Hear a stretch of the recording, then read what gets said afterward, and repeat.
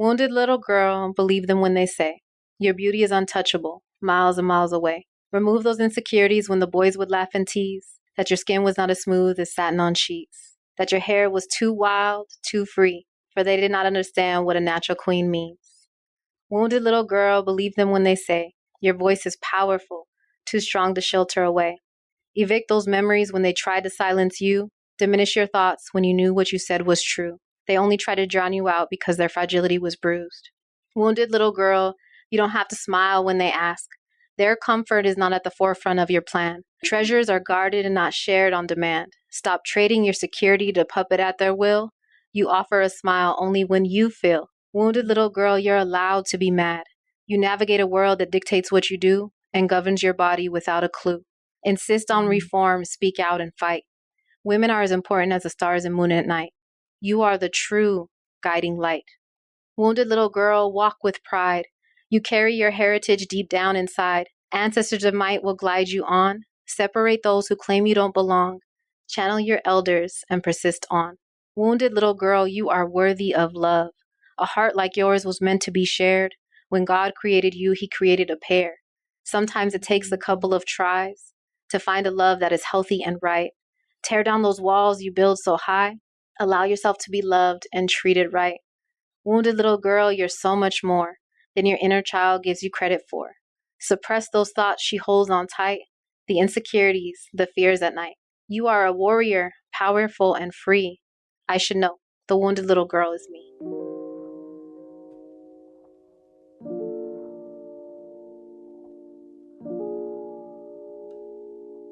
Hi guys, welcome back to In Her Element. My name is Sierra. Welcome back to another episode. Okay, today is a good episode. Okay, good content is what I got. Okay, and that's on period. But really though, today's a good show. And if you're watching on YouTube, you already know because you already see there's someone else here with me. But you know, the people that's listening with your ears, baby, I got a guest today. Your girl booked a guest. Okay, I got a guest. Okay. Real on my grind, okay? Just working, just me working, per usual. But yes, okay, back to my guest though. But today I have in the building Mrs. Roc, okay? I apologize, I don't know your last name. No, just Roc is good. Okay, Roc, yes, okay.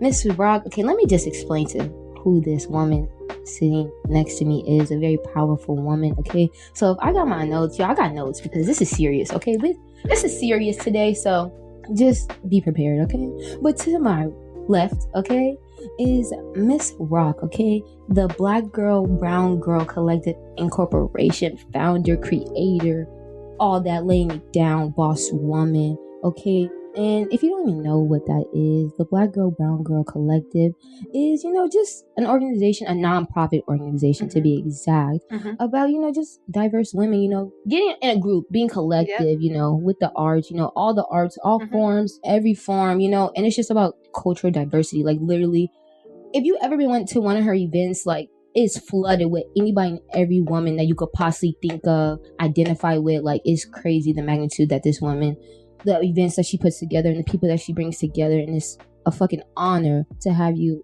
in my space right now. Thank you so much. No, thank you. Just coming on here. What a beautiful introduction. I'm good, and thank you so much for having me. I don't know where to look. Which was the best? It don't matter. Either one. Either one. Because I don't even know which one to look at. Yeah.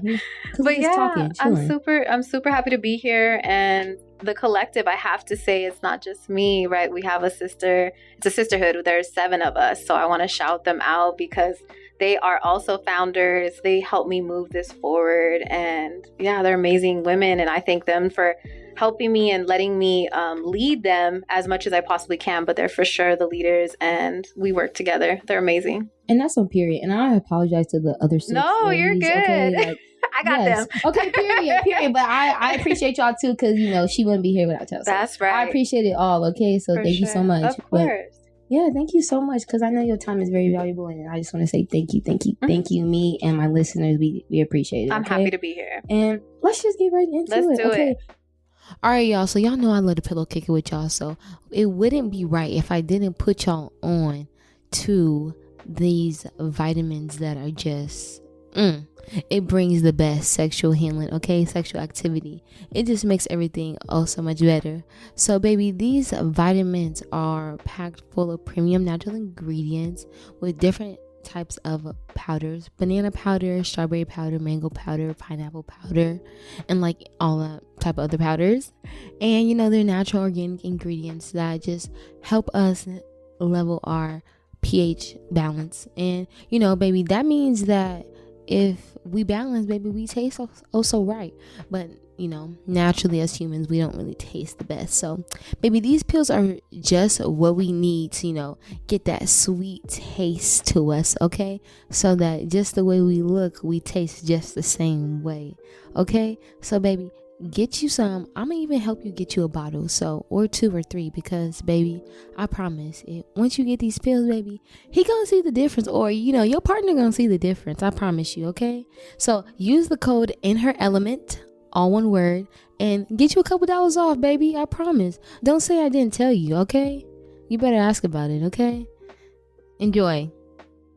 So first, I just want to explain what the BGBG collective is to my audience, and just let me know what you think, okay? But what I got from it is just it's a place that represents all women from all backgrounds to feel safe, to share their arts, whatever that may be, or their story, whatever that may be, and just in the community. Absolutely. Yeah, you're so right. So yeah, the goal is to create spaces for women to share their art. All audience members are always welcome at our events. We don't discriminate as far as whoever wants to come is welcome. We definitely focus on making sure it's free so that it's accessible to our community. So everything that we do, at least as far as Queen's Rise, which is an art gallery for women to share their work, and Her Voice, which is an open mic for women to share their work, those events are free to the community and free to the participants to be able to share. We do this in South Phoenix specifically because that's where I call home, but because there's a need there as well. I feel like we don't always have spaces in the art realm. And South Phoenix, there's definitely people there, and it's a city that I love. And so we focus everything that we do there to make sure that our people feel represented and in a space that's home and that's safe for them. In addition to that, though, we are a tax exempt organization. We just got our tax exemption. And that's on period. Period. Yes, it was a lot. So congratulations. Thank Congratulations. you. We're very proud. And so if there's ever, an instance where people want to donate, we will gladly accept donations, and then you can write it off. But the goal for us is just to create platforms for women. That's who we are. And I think our name can be a little confusing, right? So we are the Black Girl, Brown Girls. So we're a group of diverse women, but we do focus and prioritize women of color. But every woman is welcome at our spaces, just like we are the Black Girl, Brown Girl Collective. Everyone can come. But our goal is to just make sure that our people feel represented and that they know we're here and we're there to support them. I fucking love that shit. And that's exactly why she's sitting here, because I don't even know, I haven't even told my listeners, but me having guests on my podcast, women of this statue, is exactly what I'm trying to do. Represent. Maybe not every woman on here might not be minority, but definitely, no, pause. Every person on my pod, they will be minority, but I definitely feel like every woman can listen to my pod and, relate here or there. But I definitely represent my people, because we are low key not represented. So agreed, especially in Arizona. Most definitely. Oh my gosh. Who we in the men? Who we? Okay, this is business. We're gonna talk about that next time. But okay, so first off, I got into the BGBG collective, but that's not really. I came here for that, but I want to talk about you, Roc, the woman, the mom, the creator, the creative, all that. So tell me how we got to this exact space, you being an honorable woman with a nonprofit organization. Yes. Yeah, absolutely. So I'm a writer. First and foremost, I'm a poet. And so I've been writing since I was 10. But the pandemic, I've always had the goal of writing a book. And the pandemic kind of just sat me on my ass and was like, listen, you have nothing else to do. Finish this book. And so I finished it, and it's called Rough Edges. It's a poetry collection. Congratulations. Thank you. I appreciate it. And so that's who I am. I'm a poet at heart. And I'm also, I'm a wife, I'm a mother, I have children, I'm a sister, all of that. I'm a daughter, I'm a community member. I wear many hats and I take honor in each one. But I think my favorite title is a poet, for sure. For sure. Love that. What type of poetry is your favorite to write? Yeah, so I don't stick to any forms or anything, so like haikus or anything like that. I just kind of like write from my soul. So just whatever I'm feeling. I can tell you that I write best when I'm angry. Like my best poetry is when I'm pissed off. But I very much like, I couldn't even tell you the type of writing I have because it's just kind of free form. Whatever it ends up being is what it is. And nobody can tell me that's not right? Because art is subjective. Art is art for art's sake. So it kind of is what it is. But I think my poetry, what I do with it is I try to connect. I share my stories of motherhood. I share my stories of friendships, partnerships, a little bit of everything. And my goal is to always make sure that people see themselves in what I'm saying or doing. That's goals. That's goals. No, literally. Like, no, as a creative, that's goals. To have just be free. That is for sure. Art. That's art. Like to be free and for sure. Love that. But we're going off track. But why poetry? Why poetry? Yeah. So I think it's because I know what I'm good at, right? And so I think that's like I've always kind of been strong at writing, even since I was little. So we were tasked, and I remember, I think I was in like 3rd grade, maybe. We were tasked to write a poem, and I wrote my first poem about birds. And I just remember feeling like, wow, I'm really good at this. And I'm trying to humble myself in that way. But I was just like, wow, I feel like I can do this. And it's always kind of stuck with me. And so anytime I'm dealing with emotions, I naturally just go to write. And so I think it's a form of healing as well for myself. And it's just something I love. Like, I feel like anytime I need to get something off my chest, and maybe I don't have somebody to talk to, like how we're doing, I write. It's honestly, I come from writers though, right? My mom's a writer, grandparents are writers. Wow. So it's just kind of in our blood, but it's the best way for me to express myself. I feel like I can, even us communicating, I feel like I can write, better than how I can speak. That's just how it goes. Okay. Woo, jeez. I wish I was like that because I love poetry. Poetry is beautiful to me. Absolutely. Like, me reading it, I don't like it. I love listening to someone read poetry to me. I love that. So you do like audibles and stuff? Yes. Yeah, nice. Like, I definitely love someone reading. What? Put me down with some poetry, okay? I love it. I love that. And I'm so excited that I can't wait. She has I do. Yes. Share some poetry when you tell me. Yes. Ooh, we got a good show. Sit back and relax, sis, okay? It's getting good. But on to my next, okay? So, that's about you. So, tell me, in this creation that you created, this nonprofit organization, I know with that comes a lot of struggles and a lot of tribulations, but as a minority woman, did you find it more difficult trying to build this? Yeah, that's a great question. I don't know. As a minority, I felt like building it period was difficult, right? Because you don't know where to start. The resources, so I went to the IRS government. They have a nice workshop, just if anybody else is trying to do a nonprofit organization. They have like a 10-step program. It's videos. It's a video and you can watch, and it teaches you how to make the nonprofit. That was a great resource, but I found it like late. And so I was like, shoot, So I'm sitting here trying to grapple with, okay, how do I have to fill out the Arizona Commission Corporation. I'm like, I don't know what that is. And that's how we began registering our nonprofit organization. And then we wanted to get our name federally trademarked. And so how do we do that? That was expensive. And then how do we apply for tax exemption status? That's a process. We end up having, she got it. And we got it. So that was fabulous. But we end up having, had to go back and forth with the IRS because they wanted clarity. And so I wish there was somebody to guide me to be like, these are the steps. And I had some great resources, but I didn't always feel confident in the material I was receiving. And I was scared building this nonprofit because I wanted to make sure it was done right. I didn't want any issues with IRS, like who wants issues with IRS? But I wanted to start us off with a good foundation. And so I think as a minority woman, I wonder if the resources are always there, versus our non-minority people. Do they already have those resources at hand, at pocket, and who has them type of thing? I just wish there was more information for our communities. And I wonder if that's lacking because I had to actively find it. I did see that there was some, and again, this was after the fact, I did see there was some community resources online. I think it was the Arizona Business something. I'll have to get back to you. I think it was ABC or something like that. But they help. You have to make an appointment to get the help, which was nice, but we were kind of in a crunch time. So I would say, to answer your question, I think we had a little bit more of a battle because we didn't know what we were doing. And so if we had some resources or contacts, I think that would have been more helpful. And we just didn't know where to look for that. And that's tough, it's tough. And then that makes me think, well, then we need to be that resource for the community, whoever's coming back around to do this. We probably should try to figure out how we can better help. And that way we're not looking for those resources and don't know where the hell to go. Because that's really how it felt the whole time. It's just drowning. But we did it, And you did it. We did it. Swimming. Yeah, we're definitely trying to swim now. The big point is trying to get grants, right? So that we can do the kind of events we want to do. We want to do workshops for the community. We want to do free arts activities. We would love to do like a whole conference, an art conference, so that you can come and just take like 5 or 6 different classes, right? And then be like super cheap or free. And just like you get to take all your materials, and it just comes with community. We'll make sure all of our teachers, our minority women, the people who come, you know, it's just, there's so much vision there, and now it's just about how do we get the money to be able to build it. And that's the key. That's the key. That's the key. Oh my God, that's the key, right? It's the key to everything. It's literally the state that I'm in right now. Yeah, trying to push this pod, literally. But beautiful, beautiful. I'm happy. Okay, period. Got the tax exemption and pause. But when she says non-profit organization, that still means donate. Okay, donate. Please, we will humbly accept your money. Okay. Yeah, thank you. Yes. I appreciate that. Okay, but still on to you, because you know this is mostly highlighting you, because you are the backbone of the whole organization.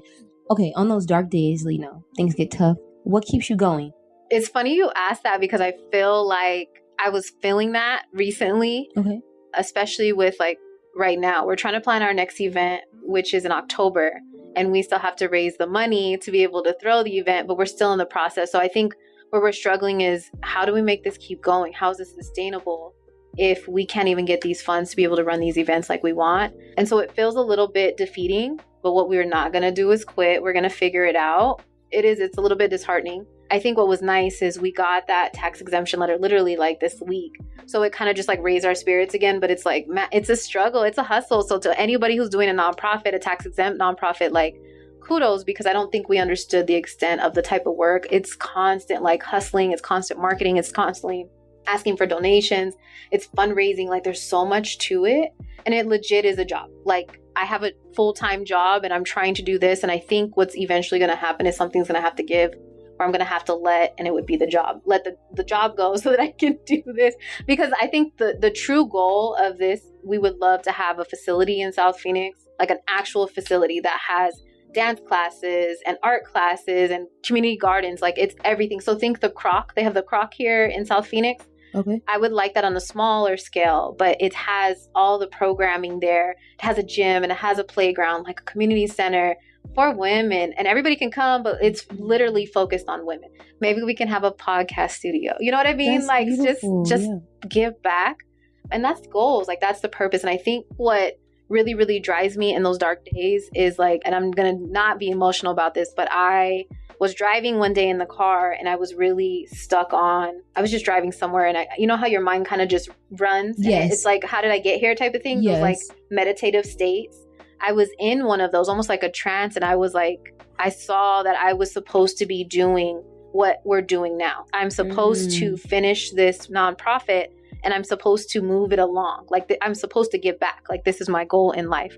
So with that in mind, I felt like I was touched by that. And I know I need to do this work. This is my life's purpose. So no matter what, I have to make it work. So the dark days, like, be damned. Like it's going to happen, but I need to keep pushing forward, and we need to keep pushing forward as a collective. Yes. That's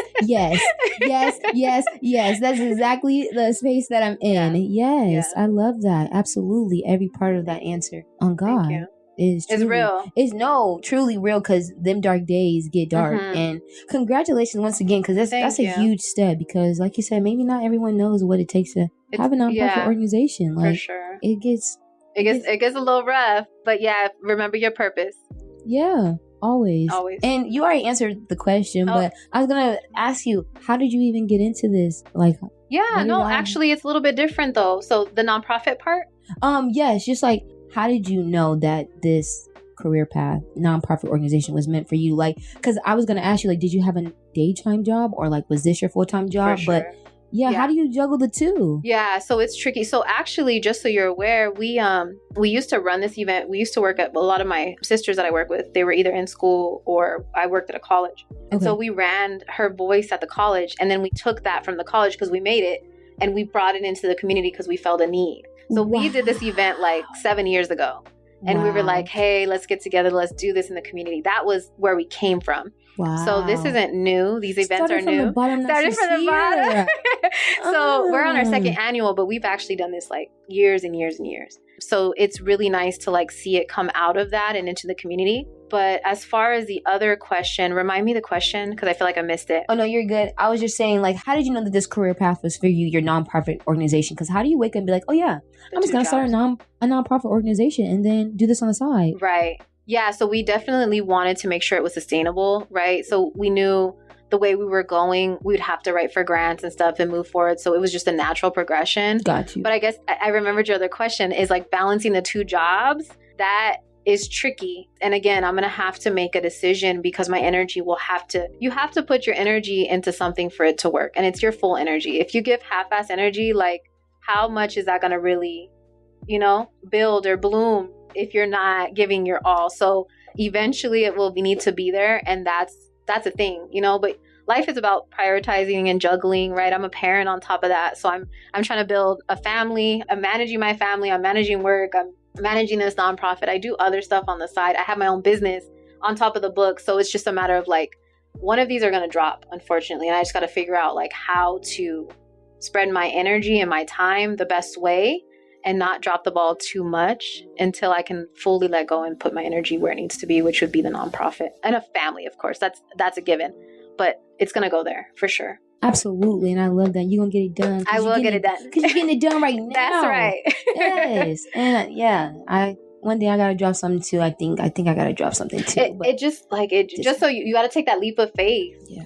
So that and most of the time you always get caught. Like, I feel like it has to happen. Every great story, they took that leap of faith. Have to. I don't know if you do anything half-assed. Like, sometimes it's fruitful, but like, to what end, Yeah. Because everything comes with a cost. Right. What's the pros and cons? That's what. Right. I feel like I'm getting older I'm just like, what's the pros and the cons of this next anything? For like, sure. Oh my gosh! The young me thought everything was just sunshine and rainbows. Anyways, we're gonna get to that in her element. That's not this, but okay. So from my show, I have a segment. It's called Off the Show, where we just talk about topics that are just on my mind, that I just wonder about. Like, let's do it. Real topics. Okay. So today, coming off the shelf is women empowerment. Okay. To be honest, I don't really know if women empowerment is real, but I want to say this woman right here next to me, she definitely put that fire under my belly and made me think about it again, because I went to her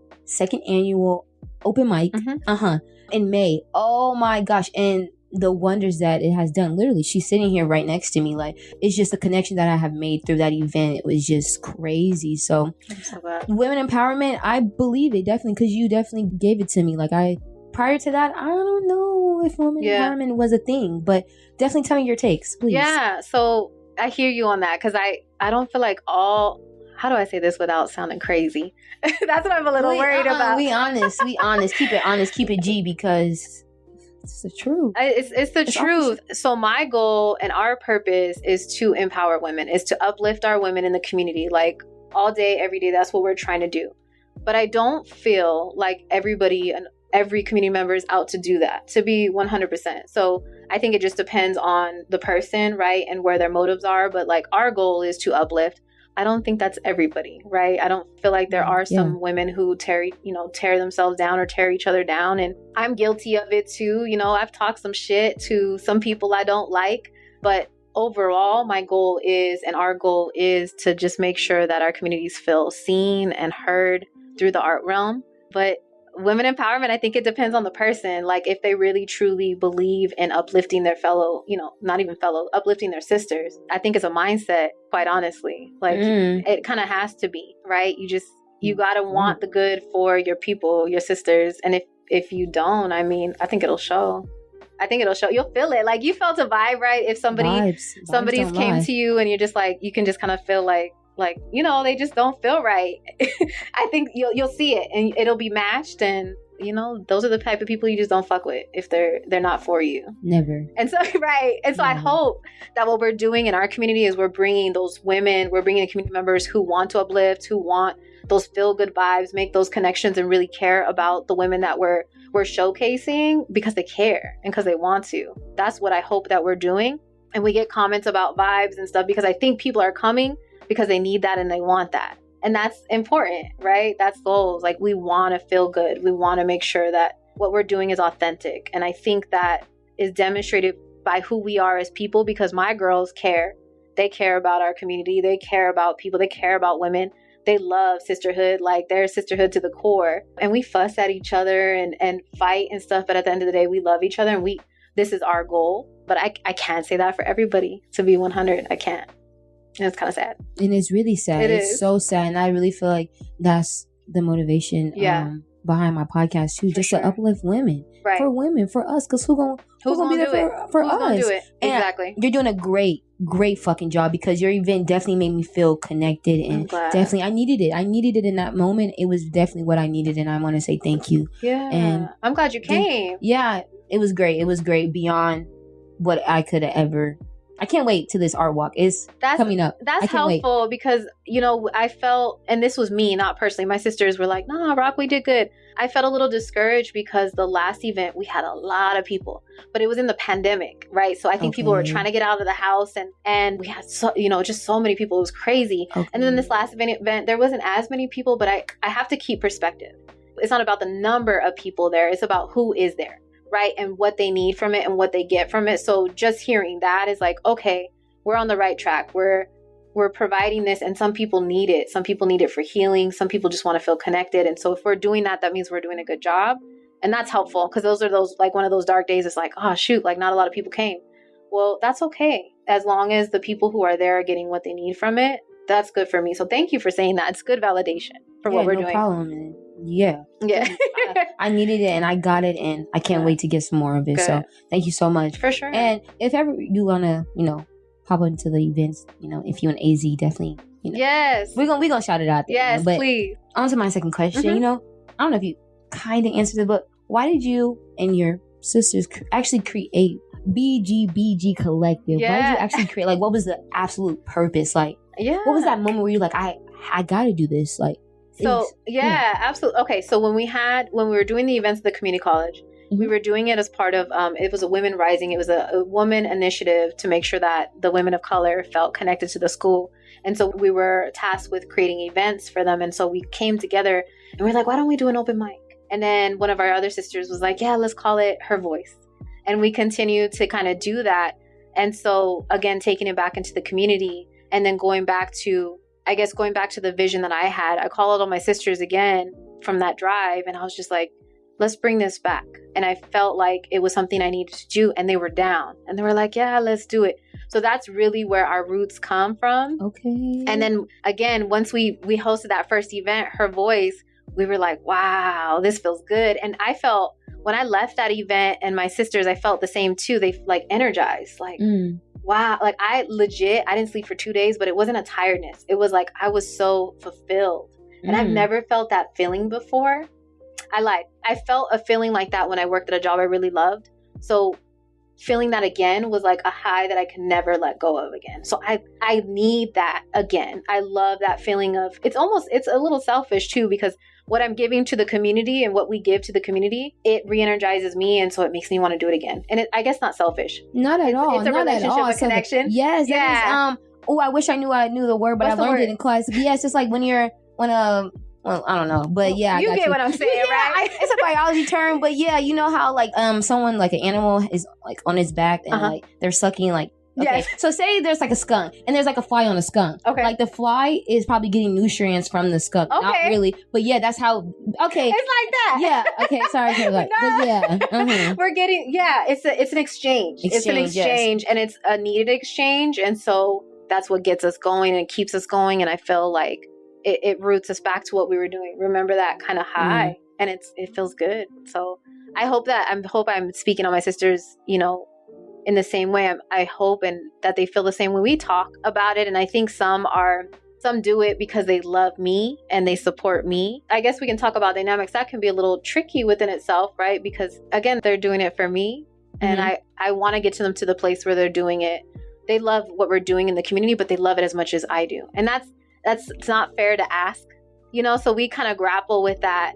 It's like my passion is not always going to be somebody else's passion. Right? And then expecting it from them is not fair. So we And I'm just being as real as, so we have to kind of make those balance and shifts. And my sisters they're amazing. Like they're amazing human beings, but I feel like sometimes I push them so much because I'm so passionate about what we're doing that I'm scared I'm going to lose them in some ways, right? Because I'm like, this is like my heart, you know? And so when you can't always share your heart, it's like nobody shares your heart. So it's a little different. Right. Not to do any digs to them, not to say they're not motivated or anything like that. They love this, but I feel like a lot of them do it for the love of me. And I don't know how sustainable that will be either. So it's just, yeah, it's something to think about too. I don't even know what to say with that, but it's a realization that I've had and seeing what we can do to kind of work to make sure we keep pushing this through and sharing the love for what we're doing. And I think a big part of it will make sure that I incorporate a lot of my other sisters' passions. So one of my sisters really loves like fitness. So figuring out how to put fitness into what we're doing. My other sister loves dancing. We haven't done a lot of dancing. So making sure I have to figure out how to keep us together and doing what we're doing, and that they feel connected as well to what we're doing. They love the events. They love that.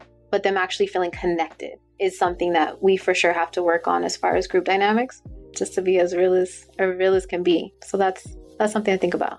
And I love that, because the fact that you even acknowledge that you're actually you feel that like you need, like you're gonna get it done. We're gonna make it work. Yeah, we're a strong group. Most definitely. And this next question is, okay, y'all.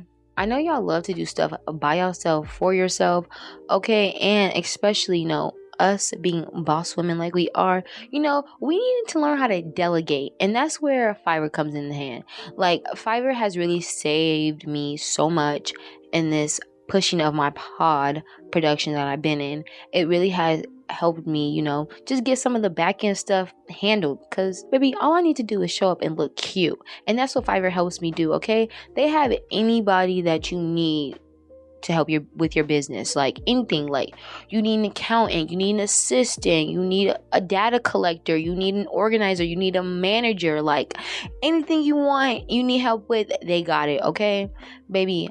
And I'm gonna help you, get some stuff off your plate because you're looking a little stressed. So use the link, sign up, get a couple of dollars off your first job, okay? And help somebody else because they're helping you. So yeah, get to work, sis. You're doing a great job. Keep up the good work. How do you feel when women empowerment is being violated? Like, you see it on social media, or you just may see it out in public, women attacking women. It's rough. So how do I feel? Like how do you take it? Because you are a nonprofit organization that represents women, that is like your thing, like that. Okay, so what I will say is we won't tolerate at our events. And first, period. It's like, don't bring the bullshit here. Don't do it.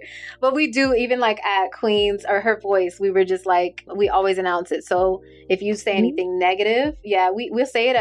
When we start, we say if you say anything negative. I was late. We make comments. So we say if you say anything negative to our participants, if you boo or anything disrespectful, you'll be asked to leave. We don't play that. We never will. And same with Queens Rise is a little bit different, right? Because it's art. But if I saw somebody, like, I don't know how they would kind of bag on the art or anything like that. But if any of us sees it, we'll call it out. And I think that's really what's important about the women. You call out the bullshit. You call out the negativity. You don't tolerate it. Like, it's not welcome in our spaces at all. And so the other thing, like, period, that one's a period. It's not welcome in our space. But when I see it out, in the public and stuff, even outside of BGBG, if it's done in front of me, I'll say something, but I don't like it. Like, talking about bodies or, talking about, I don't know, sexual partners or, whatever it may be, like, that's their business. At the end of the day, like, it's your business. However you want to do things, how you want to live your life. If it's not hurting me and mine, like, do you?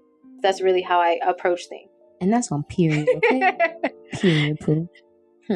But okay, so I don't know, I'm just curious, this is off the rip, but why a nonprofit organization? Like, girl, why not get no money? Like, that's a good question. Why nonprofit? So I mean, I love it because I love it, but so taxes are big. And then, like, because I have my own business, right? And so I know, like, paying the self-employment tax, and like, you get taxed on everything, and it's expensive. It's really expensive to run. So the taxes is a big thing, but because of what we're doing, because we don't take any money, again, it was just a natural progression. We'll turn into a nonprofit.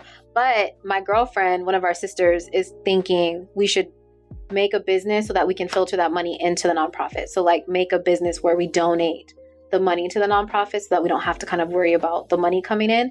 And we're honestly considering it. And it's something that we will, because we need money to run this stuff. So that is something to definitely consider. But yeah, we were just like, no, it's too expensive to run a business. We can get tax exempt. The big thing is grants. So if we can apply for grants as a nonprofit, you can do it for small businesses too, but there's a bigger pool for the grants. And then, that's the big thing, is like, we wanted that kind of money.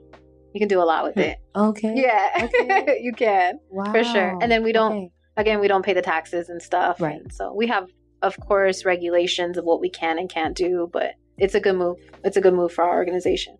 And I love that. Okay, last question for the segment. Yeah. So in the next 5 years, where do you see BGBG? Yeah, 5 years. So I hope in 5 years we have that facility I was telling you about. That would be in South Phoenix. Beautiful. Yeah. Okay. Yeah, that's the a nice facility. area. Yeah. I mean, people bag on it. People. It's not my cup of tea, but I mean, it's very nice. For like definitely what you want to do. Sorry, go ahead. No. Thank you. I like South Phoenix, and I think, again, we have some spaces. Again, the Croc Center, we have Sagrado Gallery is doing a lot of amazing work. I don't know other organizations that are focused on the arts, and I could be wrong, in that area. So I would love to see it there. And again, have a gardening space and run art classes and have a gym, and people can rent out the space, and a little bit of everything. Maybe have a kids program. So people are, maybe have a mentoring program ran out of there, right? Partner with other organizations, maybe sports programs, like so much. And I can see it. Like I could vividly see how it looks.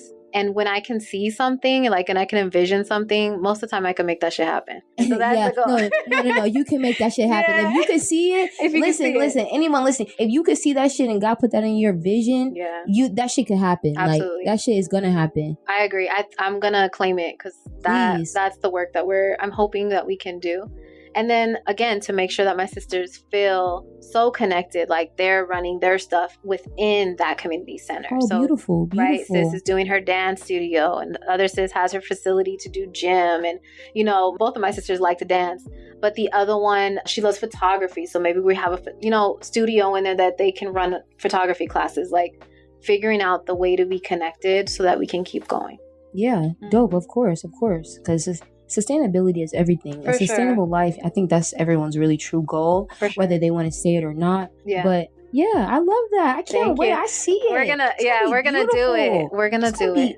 It's gonna be amazing. But I just want to say before we close this segment that I am just so honored that you even gave me this time of day. Okay, appreciate it greatly, because this woman right here, she really is putting on for every woman out here in Arizona, because just how she brings people together and just selflessly, like nonprofit, like where people could really share their stories safely. Like it felt like a safe place. Like safe place. It was really, like people was really, spilling vulnerable. Very vulnerable, and it was that's not common. Yeah. In everyday life, like that's not common, especially for like people that don't look like you. It was no one that really looked alike, and I loved it. It was so much diversity, and it was beautiful, and it was just amazing. And I appreciate that. When she says nonprofit, baby, that don't mean free. That means donate. Okay? That means donate, baby. So if you come into the events, baby, donate.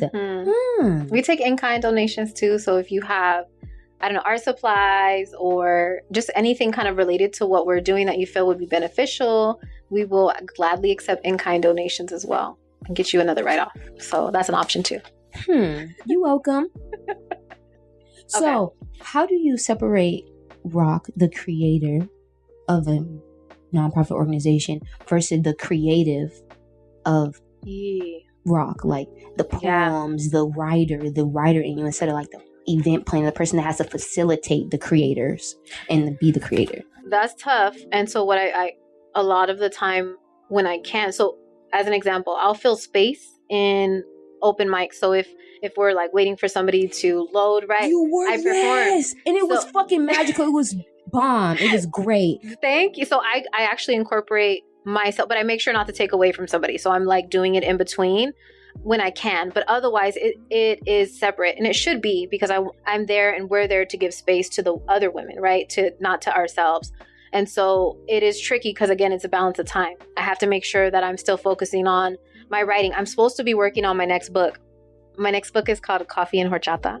It's a poetry collection and coffee, right? Being a Black woman, horchata, chicana. So both, it's kind of a nod to both my cultures. Can't wait. Yes, I'm excited for it. I'm going to do a book release, but I should be working on my book. And I have not been because my energy is elsewhere. So it's tough. It's like, girl, you should have been wrote your book. It's been, a year since I wrote that. So it's hard. Like, I have to also be patient with myself because, like, you're trying to do all these things. You're trying to build, but I also don't want to let that go, right? My goal is I should be writing. I should be moving on to my next book. So it's hard, girl. I can't even tell you how much I wrestle with myself trying to like, you need to get this done, but you also need to get this done. And how do you have enough time to get it all done? I wrestle a lot, but I'm doing it, but not as gracefully as I want to, and I definitely have to give a little bit more to Roc, the creator, at this point in my life, for sure. Okay. I like that. But definitely, like you said, grace. Be nice. You are a whole business mom. I mean, a businesswoman, a mom, a creator, a creative. Like, yeah. And shit is levels to this shit. I feel like too, as women, we don't give ourselves space to breathe. Never. Or it's always on to the next. Never. Yeah. On to the next. And I think that's even more so as Black women, right? Like, it's like you don't have time to celebrate yourselves, your accomplishment. You need to finish the next thing. And so I feel like that pressure is always there. And so there's never these pauses to sit or give myself grace when I need to. The good thing is, as I know it, right? I know I need to do it. The hard thing is when, how and when. Of course, right? Action is always the hardest. It's always the hardest. Always the hardest. So Talk working on easiest. It, right? Easiest, okay. Anybody could do that, but it's for sure. Put action to it. But you gonna get it done. I'm gonna get it done. You got this far. I will. You can't go nowhere but up. I will. I'm gonna say you're invited to the book release when it's done. Appreciate it. Thank you. I'm lit. I'm in there, and I'm. Ooh, that's okay. right. It's gonna be lit. But thank you so much. Of course. Appreciate it. Okay, so this is fairly a new segment on my show, Tell me. It's called That's Fact. It's really just me. I surf the web a lot because I'm a schoolgirl. Yeah. So I just be on the web and I'm just a curious person. So if I see something in the news, I'm gonna look at the fact about it because I just want to see. So today's fact that we have is coming from the World Health Organization.com. So baby, it's official because it's a fact. So today we're talking about female genitalia mutilation. So I'm going to just give y'all a definition in case you don't know what FGM means. It involves the particular or total removal of the external female genitalia or other injury to the female genitalia organs for non-medical reasons. And the fact is, more than 200 million girls and women alive today have undergone FGM in 30 countries, including Africa, the Middle East, Asia, where FGM is practiced. And that's fact. Ooh, Jesus. I couldn't even imagine. Yes, I can't even fathom. But yeah, so the more you know. You learned something new today, so you're welcome. But my last segment is just a shout out. Anyone you want to shout out? Anyone that's special in your life? Any? Do you think? My sisters of the Black Girl, Brown Girl Collective, love you. I know I drive you crazy, but I love you so much. And thank you for everything that you do. Giving to the community and just being yourselves. You are my favorite people in the world as far as women. And my mama, Grace, love you to death. And my kids and my husband. And you. Thank you for having me here. And thank you for doing the work that you do. Of course. It's very important. Oh, thank you so much. I appreciate it. You're such a baby too. You got so, it's you're starting. So it only goes up. It only goes up from here though, right? You have so much time and it's going to be great. Ooh, time. I feel like you have so much time. I do. I know. I be thinking I gotta have a $5,000 million house already. Got husband. I should have 2 kids. I should be in the kitchen cooking. No, you're good. You're good. I'm in my 30s, higher 30s. So you good. You're doing good. And you already have goals. I was still trying to figure myself out at 25. So you're good. You're doing great. Trying to. No comparison. You're doing great where you are. Oh, I appreciate it. Yes, you are. And much love. I appreciate it. So my flowers today, I got 2 people. And first is going to Myron Golden. I had to write his name down because I had to remember him. But I watched his TED Talk. It's 2 months old. But if you want to watch the TED Talk, I don't remember the name, but he is a black man with a white beard. Sorry to categorize him, but I'm just giving the thumbnail for you to watch it. But he was talking about procrastination. Oh, the title, it has something to do with procrastination, just in case y'all want to look. Procrastination. But he was just explaining to me how my procrastination is a part of my anxiety. Like, it goes together. So I just want to say thank you to that man, because baby, you helped me understand some shit about myself, because I'm just trying to do the work with myself a little more. So I appreciate you, sir, because you put me onto some new shit, and I appreciate you trying to be real. I loved it. No, you're not trying to be. You was really real in that shit. And I appreciate you, sir. Now, my second flowers go to, I hope I don't cry, but it goes to my favorite fucking comedian, Teddy fucking Ray. Like, thank you so much, sir, for all the fucking laughs. Like, a true fan. Like, this nigga, he made me laugh. Like, when did I find him? Like, how old was I? 16, 17? Like, nigga, this was back when he was on the block still doing skits, little mini skits, you know, like crazy. And I just want to say shout outs to him, because all the laughs. I wouldn't even know about Def Comedy. I didn't even know Def Jam Comedy was a thing. I thought it was only a record deal, like a record company. No. They used to do poetry too, Def Jam poetry. Yeah, see, I didn't even know about that. Yeah, it was good. It was good. That's the old, not old, but it's like 90s. Exactly, that's the thing. And that's the thing, because without Teddy Ray, I wouldn't even known about Def Jam Comedy, because he was literally what catapulted me to even get into, like, to know about this comedy world. How I know about it now is all credits to Teddy Ray, because that is the funniest man ever, and forever will be a legend. Like, thank you, my guy. Like, it was great. Like, 16, making me laugh, giggle. I would watch his videos for hours. And, you know, without him, I wouldn't be, you know, having the knowledge of comedy and on the strength that I do now. And I probably got my black card revoked. People were like, I didn't even know that Def Jam had a freaking comedy. That's like, what? Good.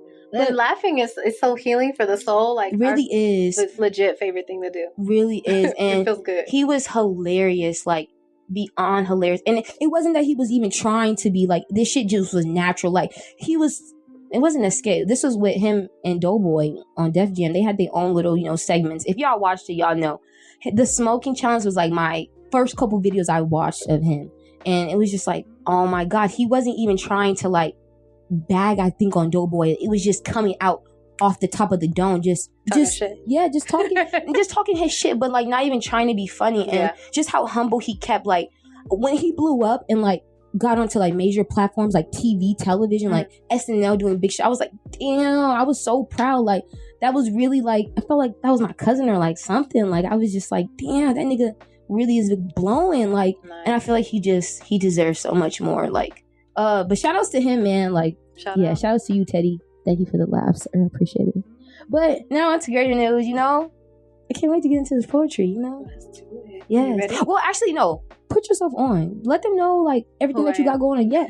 everything that you got. Tell them. So, right. Check out the Black Girl, Brown Girl Collective, Inc. We have a website. So if you Google us, you'll find our website. On Instagram, we're BGBG Collective. On Facebook, it's the same thing. You can donate to us. We actually are on Fry's, the Community Rewards Program. So if you sign up and find us, just type in the Black Girl, Brown Girl Collective. You can donate your community rewards when you shop at Fry's. It doesn't cost anything for you. They give us the money. So just make sure to register for us. Attend our events. You know, you can look on our website for all the events that we run. We run Queen's Rise, Her Voice, and hopefully more. And then I myself, my name is Roc. I am a poet, a community organizer, and I have a book called Rough Edges, a poetry collection, which deals with just my life experiences as a bicultural woman. I'm African American and Chicana. But in addition to that, I am a mother, right? And a wife and everything. So it just talks about all of my experiences. It can be found on my website, RocBNX, or you can go to my Instagram, which is RocBNXB, as in boy, N as in Nancy, and X as in Xavier. But BNX stands for Black and Chicana. So thank you. Period. And I just want to say thank you for even giving me the time of day. Of course. All that once again, because it's very... No, thank you. I appreciate it. I don't even know what to say besides thank you. Thank you. I'm glad I'm your first guest. I feel honored. Yeah, this is the first one. Yes. Like, first ever in the fucking books. You know, got my fucking first show. Okay, I'm That's really right. That girl. Like, fuck out of here. All right, anyway, though. But yeah, y'all, I'm gonna get into some action, baby. I'm gonna have a good ass night, baby. I'm gonna turn up tonight. But, you know, I'll catch you later, sis. We'll talk soon. That's right.